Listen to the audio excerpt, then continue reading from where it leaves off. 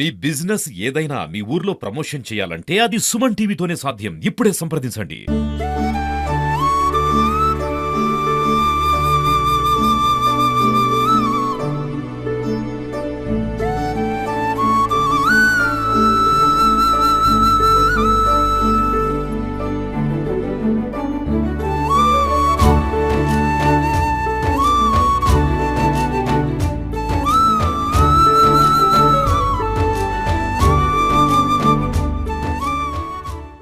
Hi, hello, నమస్తే, welcome to Suman TV.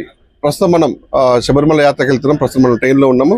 41 రోజుల కఠిన దీక్ష పూని ఇటువంటి ఇరుముడు కట్టుకునే స్వాములు మాత్రం అంటే వేలాది మందిగా ట్రైన్లో శబరిమలకి వెళ్ళి అక్కడ ఇరుముడు అప్పచెప్పడానికి మాత్రం సాహసించి 41 యాత్రల సంబంధించినటువంటి ప్రసిద్ధి ఎంతో పుణ్యం చేసుకుంటే ఆ లాభం దక్కని చెప్తున్నారు. ప్రస్తుతానికి మనతో మాట్లాడే కొంతమంది గురుస్వాములు ఉన్నారు. ఆ స్వాములను అడిగి అసలు ఈ పూజ నియమాలు ఏంటి, ఆ పూజ విశిష్టత ఏంటనేది తెలుసుకునే ప్రయత్నం చేద్దాం. స్వామి నమస్కారం అండి. అయ్యప్ప స్వామి పూజ అంటే 41 రోజులు కఠిన వ్రతాలను నియమ నిబంధనలు చేస్తుంటారు కదా, దాని వ్రత ఫలం ఏ విధంగా ఉంటుంది స్వామి? ఎప్పుడు ఏ పూజ చేసినా కూడా మనం ఫలితం ఆలోచించకూడదు. ఫస్ట్ నేను చెప్పేదే కాదు, కృష్ణుడు కూడా అదే చెప్పాడు భగవద్గీతలో. తర్వాత దీనికి దీక్ష అనే కారణాలు ఏంటంటే ఆ స్వామి ఇదివరకు రోజుల్లో, ఇప్పుడంటే కొన్ని ఫెసిలిటీస్ పెరిగినప్పుడు అప్పుడు పెరగలేదు కాబట్టి అందరూ ప్రతి ఒక్కళ్ళు నడిచే వెళ్ళవలసి వచ్చేది. దానివల్ల ఈ దీక్షలన్నీ కొనసాగించారు. 41 రోజులు చెప్పులు వదిలేసి ఒకే డ్రెస్ వేసుకుని అడవిలో వెళ్ళాల్సి వచ్చి నల్లబట్టలు వేసుకుంటే ఏ జంతువులు దగ్గరికి రావని వాళ్ళు ఒక ఆలోచనతో ఆ పని ముందు స్టార్ట్ చేశారు. తర్వాత కాలక్రమేణా మనం అందరం కూడా అదే ఫాలో అవుతున్నాం. ఇది కాక మైథాలజీగా కూడా ఆలోచిస్తే స్వామివారు శని రూపమే, ఆయన శనిప్రియుడే కాబట్టి ఆయన దీక్షలో ఉండే నియమాలన్నీ కూడా శనికి సంబంధించినవే. చెప్పులు వేసుకోకూడదు, క్షురకర్మలు చేసుకోకూడదు, పొద్దున సాయంత్రం చన్నీళ్ళు స్నానం చేయాలి, ఏకభుక్తం చేయాలి.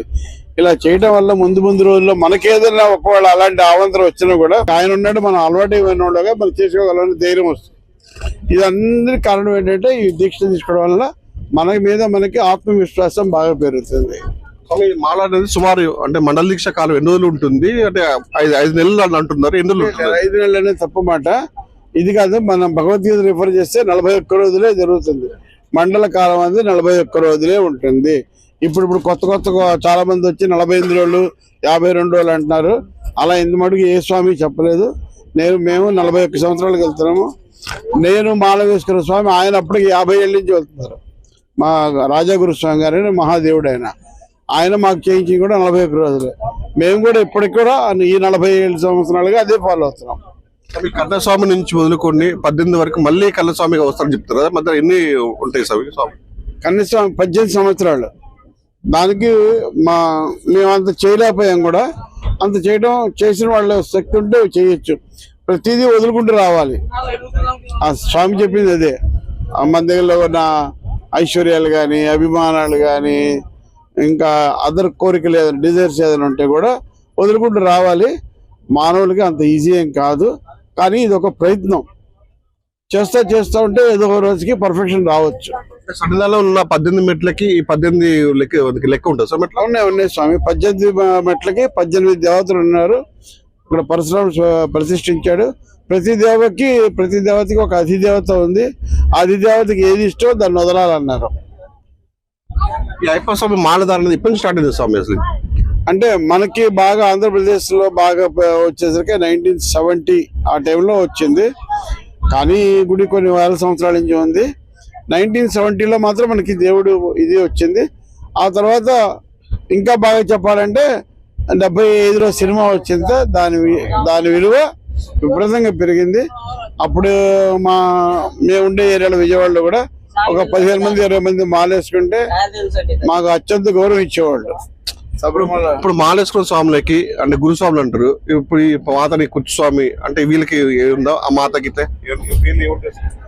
మాలికాపురత్తమని పిలవాలి ఎవరైనా ఆడవాళ్ళని. ఈ చిన్నపిల్లలు మాత్రం కుచ్చు మాలికాపురం అని పిలుస్తారు.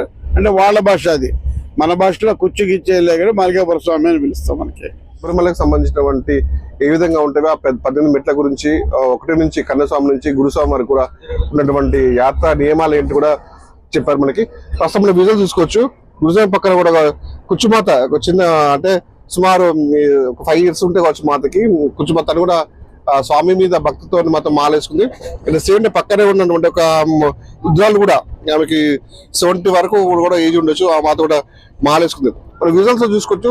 అంటే ప్రత్యేకంగా ఈ ట్రైన్ లో మాత్రం చాలా మంది స్వాములు కూడా కిక్కిరిసిపోయి ఉన్నారు. ఎందుకంటే మండల కాలంలో 41 రోజులు దీక్ష పూనుకొని ఇరుముడి కట్టుకొని ఇక్కడ నుంచి స్వామి దర్శనం కోసము భక్తి శ్రద్ధలతో, ఇంత నియమ నిష్టాలతో భక్తి శ్రద్ధలతో పోతున్నారు.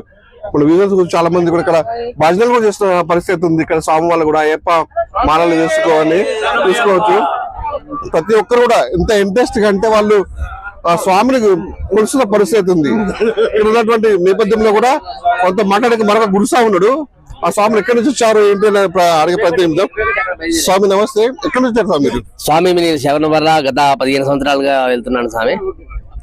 ఒక 7-8 సార్లు మేము ప్రయాణం కారులో వెహికల్లో ప్రయాణం చేయడం జరిగింది. తర్వాత మిగతాది మొత్తం కూడా ట్రైన్లోనే ప్రయాణం చేస్తున్నాము.